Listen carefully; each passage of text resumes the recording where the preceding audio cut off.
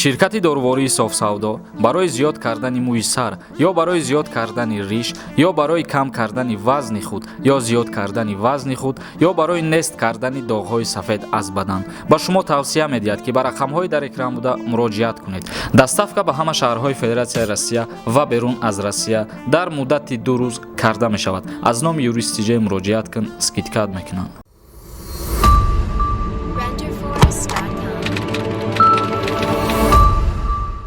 ассалому алайкум ба ҳама тамошобинони барномаҳои канали юристи ҷей, барномаҳои Сорбон Сафаров.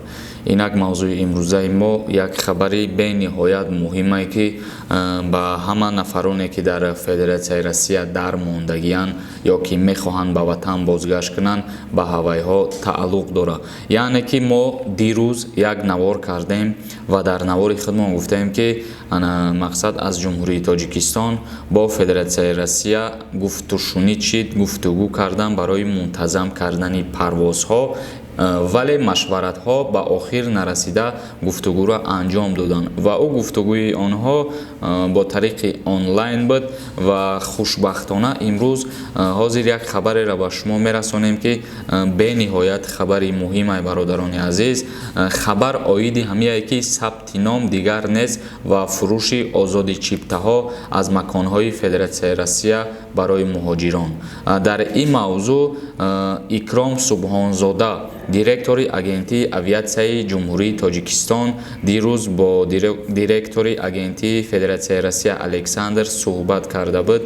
Мо қайд кардем ки суҳбати онлайнӣ кардан, вале имрӯз боз як суҳбати дигар баргузор гардонидан ҳамин рӯзи 14 ноябр ва дар ин суҳбатшон ба як хулосае омаданд ки ба мисли пештара шаҳрвандои ҷумҳурии Тоҷикистоне ки дар Россия қарор доранд метавонанд бе сабти ном, яъне ки сабти ном гуфта мо чиро дар назар дорем.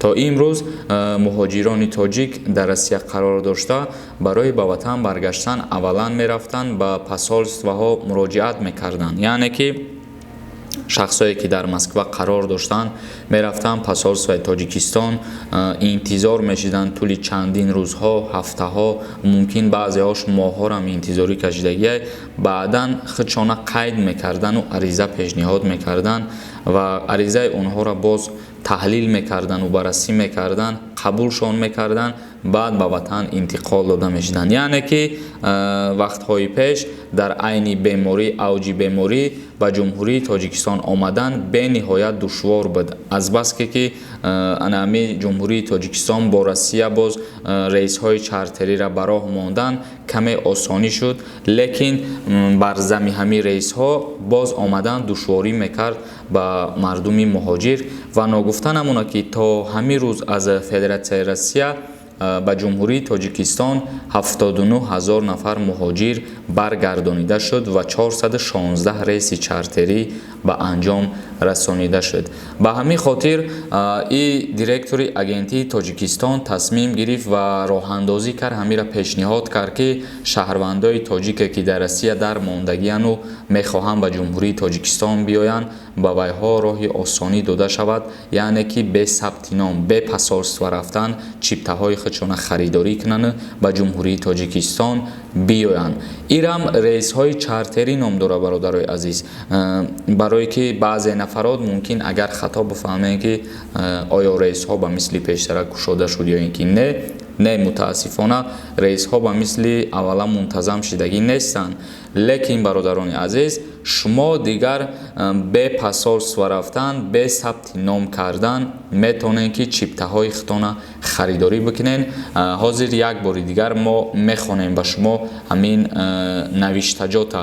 ҳозир мо таҳлил кардем аллакай ба шумо чизе ки дар инҷа навиштагӣ буд, мо пешакӣ таҳлил кардем, лекин боз як бори дигар мехонем бародарон. Бо тавассути ҳамёни мобилии Салампей шумо метавонед ба Тоҷикистон, Узбекистон, Қирғизистон ва Озарбойҷон ҷон бефоиз пул равон кунед. Барои ин салампейро аз Play Market ё App Store ба телефонатон насб кунед ва тугмачаи переводро зер карда давлати лозимаро интихоб мекунеду ҳаҷми пулро нишон медиҳед. Салампей ба шумо қурби асъори баландро пешниҳод мекунад. Баъдан ному насаб ва корти қабулкунандаро пур мекунеду дар саҳифаи дигар ҳамаи маълумотҳои шиноснома ва суроғаи истиқомататонро дар Россия ҷойгир мекунед ва ин як бор пур карда мешавад. Агар ҳамаи маълумотҳои пуркардаатон дуруст бошад, пас метавонед саҳифаи дигар гузареду маълумотҳои корти бонкиатонро дохил кунеду пулро бефоиз ба корт ё номи лозима интиқол диҳед. Маълумотҳое ки як бор дохил мекунед дар Салампей нигоҳ дошта мешаванд ва барои бори дуввум маълумот пур кардан лозим намешавад. Салампей аввалин ҳамёни мобилии ҳалол барои интиқол додани пул мебошад ки фоиз намегираду шумо низ гунаҳгор намешавед. Барои скачат кардани приложения аз ссилкаи зери видео истифода баред.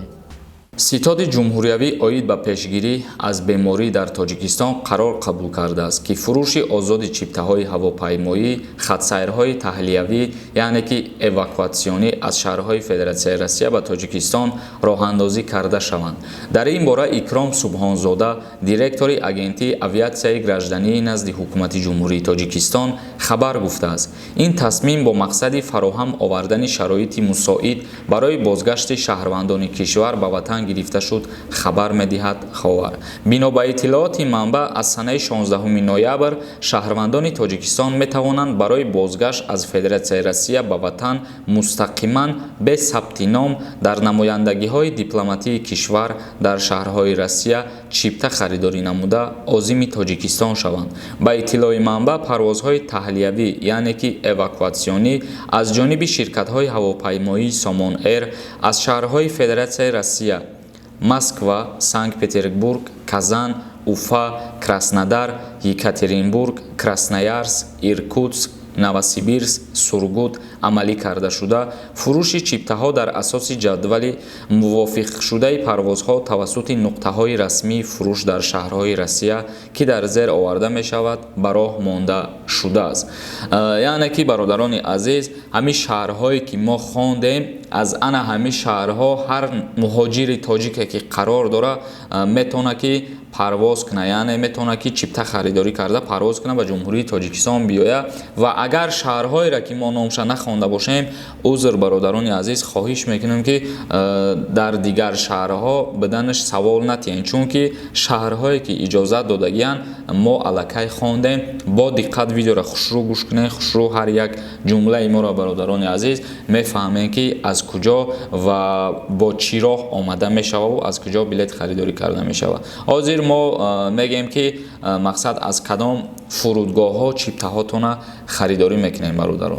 тамошобинони азиз, ҳозир мо дар иҷа фурудгоҳҳоро мегему ва баъдан рақамҳои телефоншонам ба шумо мегем. Метавонем ба ҳамун рақамҳошон занг бизанем ё ки метавонем ба ҳамунҷа бирен. Агар ки дар Москва бошен ё ки дар ҳамун наздикиҳотон боша фурудгоҳ, метавонем ки бирен аз наздик пурсон бишен оиди ҳамин барномаи ма, оиди ҳамин чизеро ки ма дар иҷа қайд кардам, оиди ҳамин мақсад гуфтугӯ кунем ба ҳамун фурудгоҳҳо. Бо диққат гӯш мекунем ки аз ҳамин шаҳрҳо, аз ҳамин фурудгоҳҳо чипта харидорӣ карда мешава ва аз ҳамин ҷоҳо чиптаро ба шумо мефурӯшанд. Аз шаҳри Москва фурудгоҳи байналмилалии Домодедово, хазинаи чиптафурӯшӣ номери 88, рақамошон 8 929 599 45 41. боз аз шаҳри Москва фурудгоҳи байналмилалии Домодедово, хазинаи чиптафурӯшӣ номери 40, рақамҳои телефоншон 8 929 599 45 41. ҳамин рақамҳое ки мо дар боло зикр кардем. Ва боз аз вилоятҳои Москва, ҳавзаи шаҳрии Домодедово, километри 40, А105, бинои 3, меҳмонхонаи Ибис, телефон 8 495 640 04 51.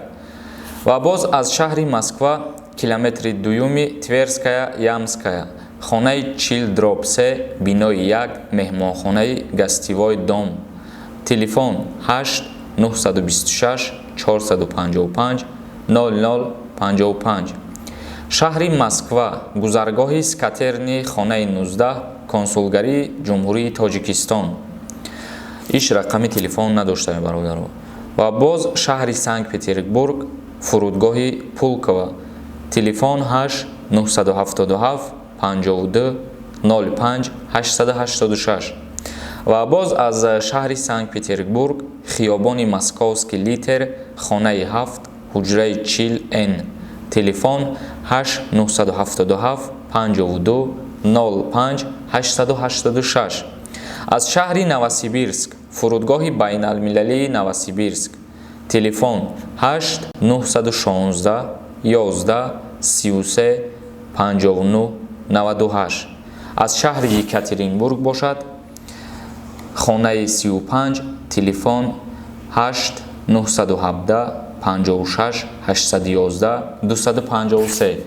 аз шаҳри Красноярск, фурудгоҳи байналмилалии Красноярск, телефон 8 903 51 204 20. ва аз шаҳри Иркутск, шаҳраки Ангарск, маҳаллаи 11, хонаи 19, дафтари кории номери 4, телефон 8 916 11 33 59 98. аз шаҳри Казан, фурудгоҳи Казан, телефон 8 903 51 204 20. аз шаҳри Уфа, фурудгоҳи байналмилалии Уфа, рақамҳошон 8 903 51 204 20. аз шаҳри Сургут, телефоншон 8 903 51 204 20. шаҳри Краснодар охирон, фурудгоҳи байналмилалии Краснодар, рақами телефоншон 8 917 56 81 253. ва боз дар инҷа қайд кардагиянд ки барои дастрасӣ бештар аз бароҳии мусофирон теъдоди нуқтаҳои фурӯши чипта дар шаҳрҳои Федератсияи Россия минбаъд зиёд карда мешавад ва оид ба нуқтаҳои нави фурӯш маълумоти иловагӣ пешниҳод хоҳад шуд.